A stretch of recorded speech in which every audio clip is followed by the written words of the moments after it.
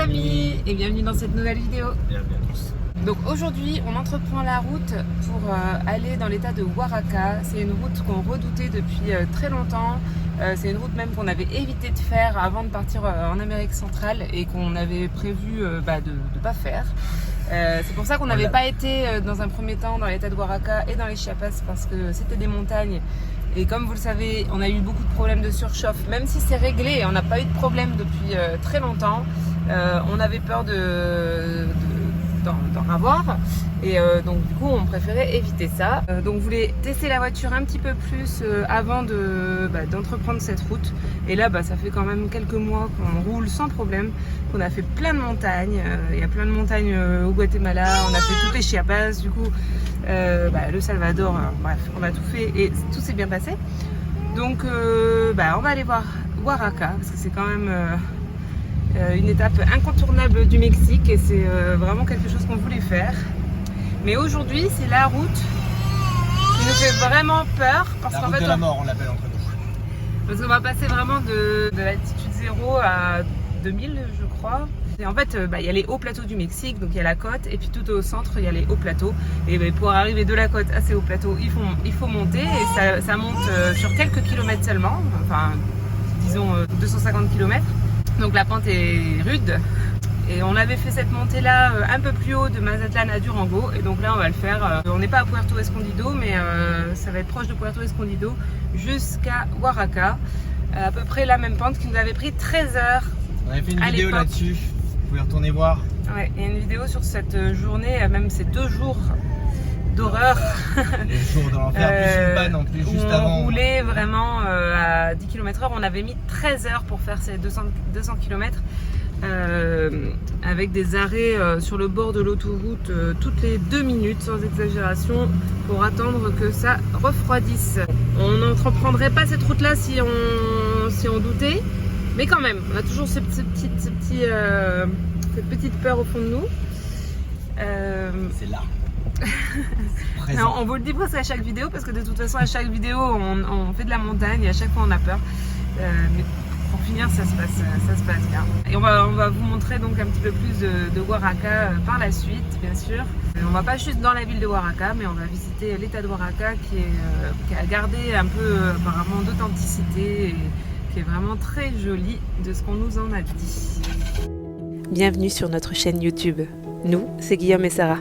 Il y a quelques mois, on a décidé de tout quitter pour vivre sur les routes avec nos 2 filles, à bord de Dumbo, notre 4x4 avec cellules, qu'on a entièrement rénové. À travers nos vidéos et les images tournées pendant notre voyage, on veut te faire découvrir les beautés de notre planète, partager avec toi nos rencontres inspirantes, nos plus beaux moments, nos coups durs, et aussi te montrer que partir à l'aventure avec de jeunes enfants, c'est possible. N'hésite pas à t'abonner à la chaîne et tu peux aussi activer la cloche pour ne rien manquer de l'aventure. Bon, à la base, on devait te faire visiter la région de Oaxaca. Et c'est bien là qu'on va. Malheureusement, et comme ça peut arriver dans n'importe quel contexte, pour la première fois du voyage, j'ai commencé à me sentir malade. Bref, tout ne va pas se passer comme prévu.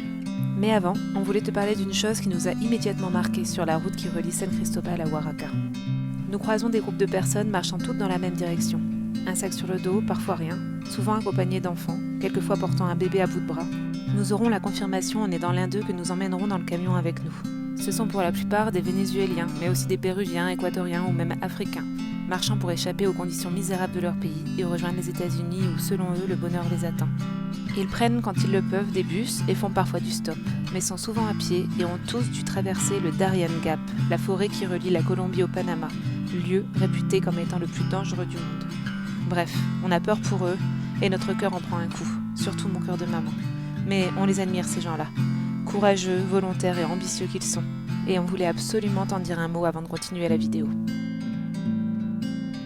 Donc on va dans la vallée de Tlacolula, où on va pouvoir aller visiter une fabrique de mezcal. Il y a aussi des artisans tisserands dans la région, donc on va aller voir ça. On ira aussi visiter normalement Yerbe de Agua. C'est des cascades pétrifiées en fait. Il paraît que c'est vraiment très joli. On peut aussi se baigner dans les bassins. Donc voilà, c'est le programme de cette journée ou ces prochains jours parce qu'il est déjà tard, avant de rejoindre la ville de Oaxaca. Donc ici c'est la route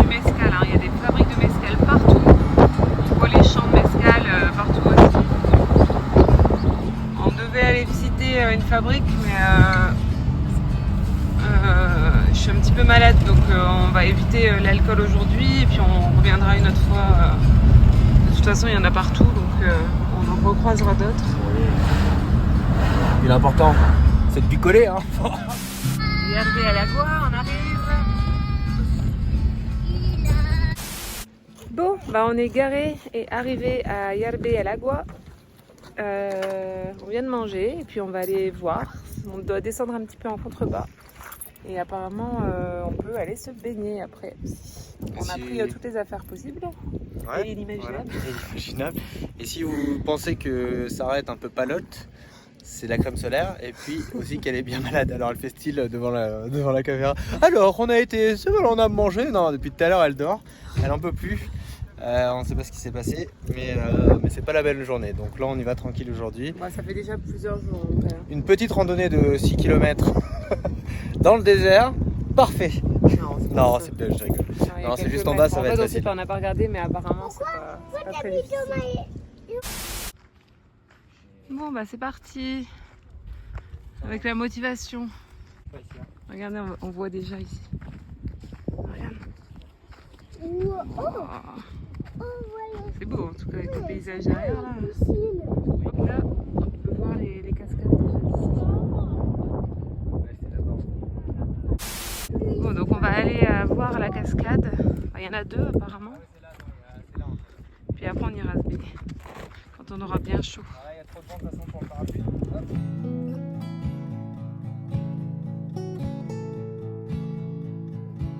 Dans la vallée de Tlacolula, le site reculé de Yerbe el Agua est exceptionnel. Ces cascades pétrifiées se sont formées au fil des millénaires par le ruissellement d'une eau chargée de carbonate de calcium. Tu vois tout ça là? Tout ça c'était une cascade avant. C'est vraiment beau, c'est impressionnant. On voit que c'est très très sec le paysage. S'échappant des sources, l'eau ruisselle et tombe le long des falaises, laissant le carbone blanc s'accumuler. C'est joli, hein. C'est vraiment joli. C'est agréable. Bon, nous on va pas aller beaucoup plus loin. On est remonté. C'est-à-dire qu'il fait très chaud, je suis pas en super forme. Et on va aller plutôt se baigner dans les bassins. On aurait pu faire un grand tour, descendre encore plus bas dans la vallée. Bien sûr après il faut remonter et là vraiment moi je manque de courage. Parce qu'elle est malade, je peux dire. Ouais. Parce qu'elle est malade. Et on va juste profiter des bains. On a vu quand même de beaux paysages. Puis le lieu est vraiment magnifique autour de nous. Donc ça va déjà être pas mal. Il est déjà 16h, je suis en train de voir. Donc on a quand même pas mal traîné. La route était plus longue que prévu ce matin en montagne comme ça. On a mis presque 3 heures pour venir. Yerbe el Agua signifie eau qui bout. Alors oui, à certains endroits, l'eau jaillit du sol. Mais on ne pourra pas parler de jacuzzi par ici, car l'eau est plus que rafraîchissante. Bon, on s'est baigné. L'eau est fraîche, il y a un peu de vent, donc la sortie est un peu fraîche. On va pas se plaindre. Elle est très belle, on a une belle vue. La petite baignade, ça fait du bien avec la chaleur. Tu fais le tour assez vite quand même. Mais c'est très... c'est joli, c'est rafraîchissant dans ce paysage désertique. Il y a du monde, il y a de l'Instagram. Non, ça vaut le détour quand même, c'est très agréable. Et là on s'apprête à repartir. Voilà un site que nous pensions ne jamais pouvoir aller voir, mais nous voilà rassurés. Dumbo a grimpé sans problème jusque Yerbe el Agua, perché à plus de 1800 mètres d'altitude. On peut vraiment lui faire confiance maintenant. Bon, ce matin, on s'en va visiter un village de Tisserand. Moi, je suis pas encore en bon état. Clairement pire qu'hier. Mais bon, on va faire ce qu'on peut et puis après on ira dans Oaxaca. Et voilà ce qui se passe ici sur les routes. C'est des personnes qui se postent à côté de la route comme un péage local en fait. Rien d'officiel, mais ils nous demandent de l'argent, ils nous laissent pas passer puis on paye pas. Et surtout, ils demandaient 100 pesos pour passer, pour aller voir un village en fait. Bref, on a réussi à faire les bêtes encore et à passer. Et c'est un peu ce qui est embêtant ici dans les endroits touristiques.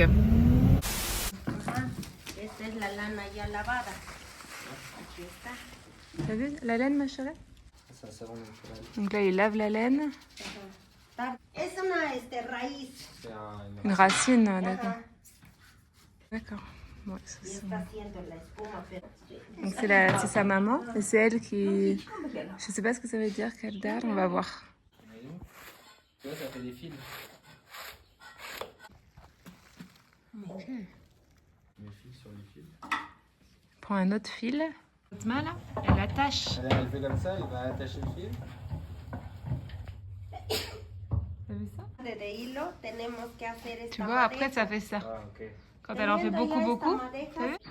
Ah, ce cochis. Donc après c'est pour mettre les couleurs. Ils mettent les couleurs avec des Et plantes. ça, les cochenilles. Là, ça va faire rouge, c'est une cochenille. Et si tu fais ça, Quand hop. T'as vu ça? T'as vu? En écrasant la cochenille, ça fait du rouge, de la poudre rouge. Quand c'est sec. poner a calentar el agua. Tengo que disolver el polvo del insecto. Ah. Et hop, Donc avec ça, ils arrivent à faire toutes ces couleurs-là. on va mettre du citron. Regarde, Aquí es citron. con jugo de limón Et là, ça va changer la couleur. para cambiar el color en su mano. Et à chaque fois qu'ils mélangent quelque chose avec, Miren, regarde, avec la cochenille, bah, ça change de couleur. Oh. T'as Ça vu? fait du violet. Ça fait du gelé. este es índigo. Et là, c'est l'indigo. Ajá. Ça, c'est du bleu. Une plante fermentée, Avec c'est ça ce qui qu'on va faire le bleu. permet de faire le bleu. Curcuma. Curcuma, ok, c'est du curcuma, ma chérie, c'est une épice. Huele claro. Donc d'abord on met les couleurs et après on tisse, c'est ça? Este es para hacer los Esto Fais le dessin. tengo que pintarlo. Ouais, elle Ya dessine que lo d'abord. pinté, quito lo que es Ah, t'as el vu? pájaro. T'as vu, là, elle a Y ya dessiné. quedó Tu vois, là? Sur la file. Y ya de aquí tengo que Là, elle ponerle va faire un... sea alcohol, Luis, On va mettre le fil pour que ça fasse le pero dessin. con los pedales. Ah, avec la Et pédale, regarde. regarde. Ça c'est pire, regarde. Hop, elle va changer. Ay, Pas ça.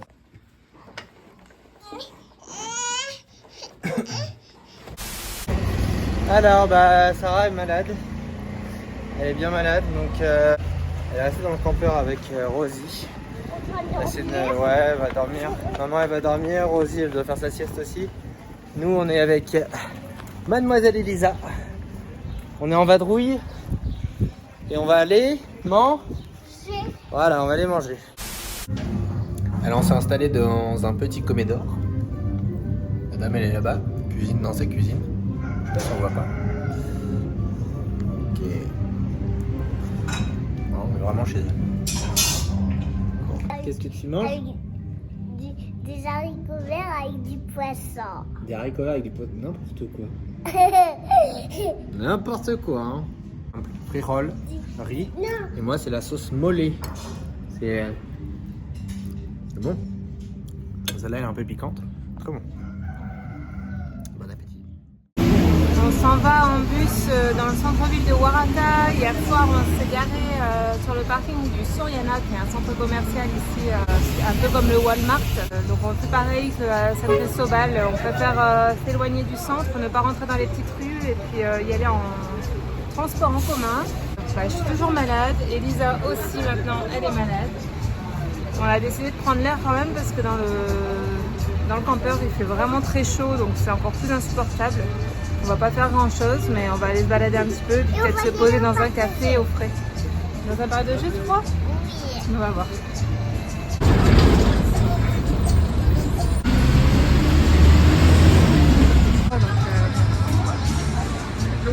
On vient d'arriver dans le centre. On va visiter un petit peu tout doucement. Et puis on va se poser, je pense, quelque part. Ça fait aussi partie du voyage. Y a des moments où on est malade et il faut gérer ça. On a pensé à prendre un Airbnb pour pouvoir se reposer. On aurait pu, à la limite. Bon, là, on essaye de gérer les choses avec la maladie. On fait un petit peu de fièvre, Elisa et moi, mais bon, on va faire avec. Et On va faire les choses tout doucement. De toute façon, entre rester enfermé dans le campeur et se balader à l'air un petit peu plus frais, être à l'ombre et tout ça, je pense que c'est quand même mieux. C'est sûr que c'est pas la même chose que d'être à la maison, pouvoir se reposer dans le lit, se mettre devant un film. Là, on n'a pas tout ça, donc c'est un peu plus embêtant d'être malade en voyage. Mais bon, voilà, c'est comme ça. Il y a des moments un peu plus durs que d'autres. On arrive au Zakalo. Il y a beaucoup de monde. Oui, il y a un orchestre là-bas, je sais pas ce qui va se faire. On n'est pas dimanche pourtant, mais il y a énormément de monde.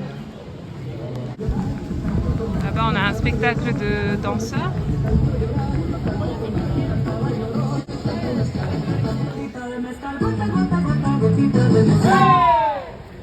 Bon, on arrive à la fin malheureusement. Donc là, il y a la cathédrale de Huaraca. Alors voilà donc Huaraca, cette ville dont les guides ne tarissent jamais d'éloges. On dit qu'elle est la plus culturellement riche du Mexique, qu'elle a une architecture des plus fines, ou même qu'elle est la plus belle ville du monde. On constate rapidement qu'il y a une multitude de choses à faire par ici. Mais malheureusement pour nous, on ne saura pas en profiter comme elle le mérite, et la visite s'arrêtera là. On a bien compris qu'en voyage, il faut savoir faire des choix. Ça restera un regret de n'avoir pu passer qu'une seule journée dans la tant attendue Huaraca. Mais le contexte ne nous a vraiment pas permis de faire autrement. Alors on avance et on se promet de revenir un jour. Voilà, c'est un autre problème quand on est malade. Donc j'ai été malade, Elisa a été malade, maintenant c'est au tour de Rosie. Rosie, elle a vomi plusieurs fois cette nuit, elle a revomi ce matin. Priorité lessive, parce qu'on a changé de drap plusieurs fois dans la nuit, on a changé de pyjama plusieurs fois. Ce matin, il y a eu aussi du vomi dans notre lit. Donc on a été à la lessive. Quand la lessive était terminée, elle a revomi sur notre lit, donc on refait une lessive. C'est autre chose, donc là c'est clairement la gastro pour tout le monde. Et du coup ce genre de maladie en voyage, c'est vraiment pas drôle. C'est déjà pas drôle en temps normal, mais d'habitude on a peut-être un peu plus facilement accès à la machine à laver, on a peut-être un peu plus de change. Là on va peut-être devoir passer la journée à la laverie. Et puis si ça se trouve ça va être comme ça les jours qui suivent, parce que moi je me traîne le truc depuis maintenant 5 jours. Elisa, ça a l'air de passer un petit peu plus vite, mais on espère que Rosie ça va pas être aussi long et que ça va pas être comme ça plusieurs jours d'affilée, parce que vraiment ça va nous ralentir dans notre voyage. Bon, on s'est fait une petite arrêt sur la route. On pensait que Rosie, qui est malade, qui a la gastro, avait fait caca, mais non, pas du tout. C'était une blague odorante. Donc voilà, elle était bien malade, chacun son tour. Donc là, il y a eu Sarah qui était amorphe. Après, c'était Elisa. Et là, c'est Rosie. Si elle n'a pas fait caca. Ça y est, on a vu. Elle a pas fait. Et puis, donc là, attendez que... Ah, mince. On voulait quand même prendre le temps de parler un petit peu avec vous de ce que c'était quand on est malade en voyage. Alors on parle souvent des bons moments en voyage, et puis on oublie que pendant, comme là ça va faire 1 an qu'on est sur les routes, forcément il y a des moments où on est malade. On a tous été plus ou moins une fois cette année.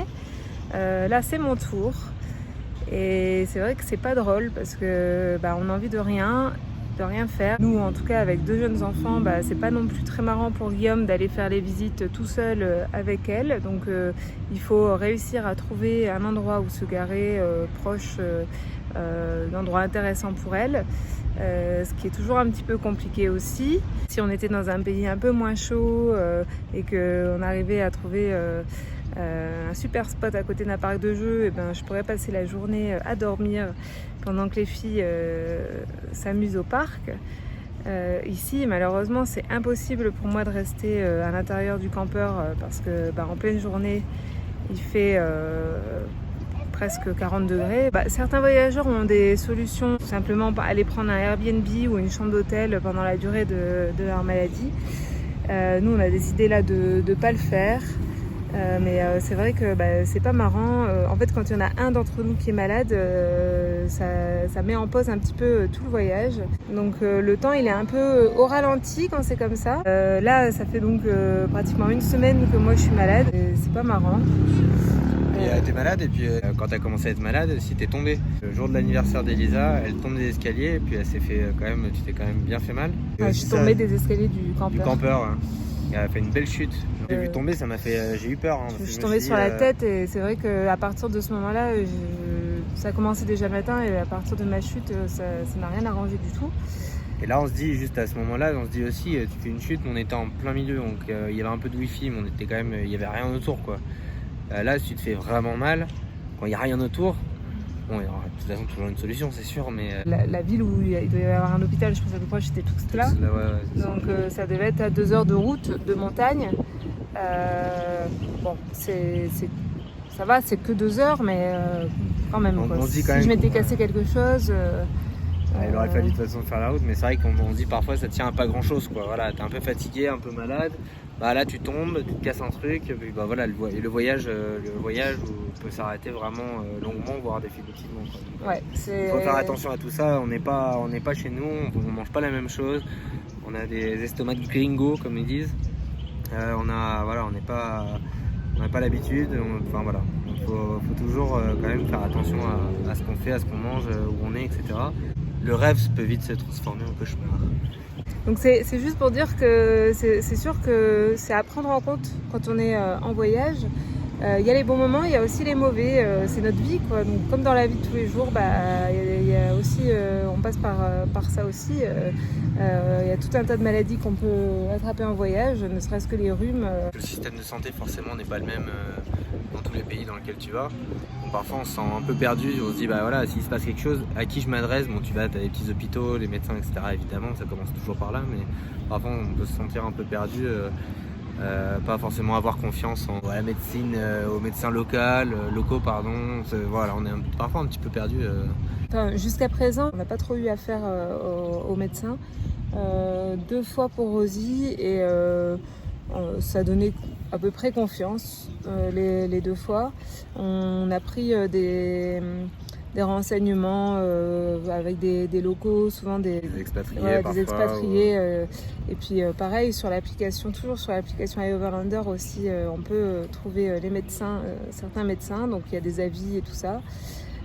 Donc ça nous aide à trouver des médecins. On a aussi une assurance qu'on peut appeler et qui peut nous mettre en contact du coup avec des médecins dans la ville directement avec qui ils travaillent. Donc nous on n'a pas trop fait ça jusqu'à présent, mais bon en tout cas il y a moyen sans problème de se soigner en voyage. C'est juste quand on est malade en voyage, le temps s'arrête et c'est pas ça s'arrête et on se met devant la télé ou devant un film et les enfants sont à la garderie ou à l'école et on peut se reposer. Nous notre maison est petite et du coup c'est l'extérieur, notre maison, on est tout le temps dehors et quand on est malade on n'a pas envie d'être dehors. Donc, à ce moment-là c'est des moments pas faciles dans le voyage. En même temps la vie ne s'arrête pas donc il faut quand même continuer à s'occuper des enfants, à trouver des activités pour elles parce qu'elles ne sont pas malades ou aller faire des vidanges, aller trouver de l'eau, aller trouver faire des courses, c'est un peu comme la vie de tous les jours. Ça change tout quand même dans ces moments-là. Ça peut être, c'est un des points négatifs de la van life selon moi. Il faut prévoir peut-être un petit budget si possible pour les Airbnb ou les hôtels dans ces moments-là qui pourraient permettre peut-être de se reposer davantage.